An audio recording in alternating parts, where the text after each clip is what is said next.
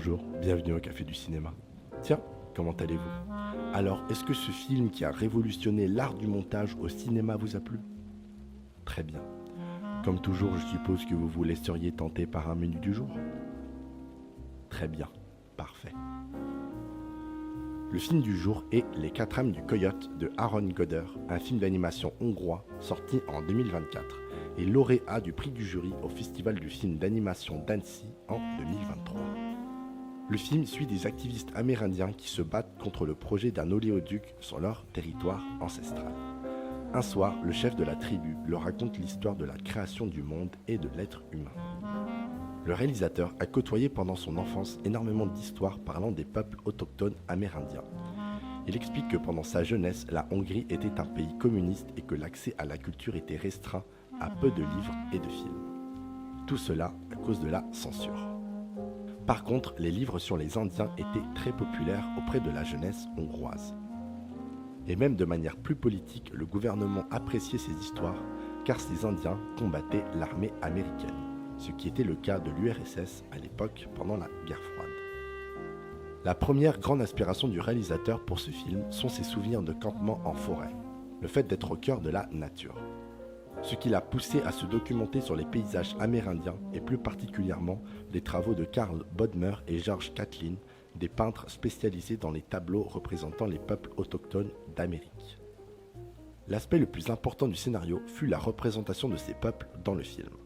Pour cela, ils ont fait appel à Charles Cambridge, un consultant et enseignant des peuples autochtones qui a lu le scénario et corrigé certaines choses. Par exemple, le réalisateur voulait mettre des manifestations d'Indiens qui envoyaient des cailloux sur des bulldozers. Mais Charles leur a dit que la plupart des manifestations de la réserve indienne de Standing Rock se font de manière pacifique et qu'elles sont surtout organisées par des femmes. Le réalisateur a donc intégré des femmes à son histoire.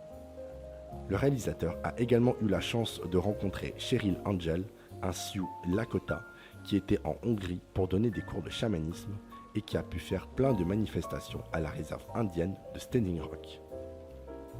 La conception du film a duré 8 ans et le plus compliqué fut la recherche de financement, mais finalement l'équipe a trouvé des financements en Hongrie et le réalisateur est fier de pouvoir dire que le film a été fait entièrement en Hongrie. Le film s'inspire de véritables contes amérindiens où le personnage de Coyote est présent dans certaines d'entre elles, et ces contes varient en fonction des tribus indiennes réparties en Amérique du Nord. Ce mythe du coyote présente des ressemblances avec d'autres personnages de d'autres mythologies, comme Loki dans la mythologie nordique, ou Prométhée dans la mythologie grecque, ou Anansi dans la mythologie africaine. Le personnage est présenté dans ces mythes comme le maître des illusions, rusé et trompeur. Ces personnages partagent avec lui le fait d'avoir volé le feu aux dieux et de l'avoir offert aux hommes. Il a également quelques similitudes avec la divinité polynésienne Maui, qui a elle aussi volé le feu pour le donner à l'homme tout en apportant la mort dans le monde. Concernant le côté écologique présent dans le film, le réalisateur s'exprime en disant que le message écologique est la chose la plus importante du film. Je ne voulais pas que ce soit trop appuyé ou martelé. Au contraire, il fallait que ce soit naturel et harmonieux pour que l'on puisse s'identifier plus facilement au personnage et à l'esprit du film. Voilà, c'est sur ce message écologique que je vous laisse découvrir ce film qui met en avant la mythologie amérindienne du Nord.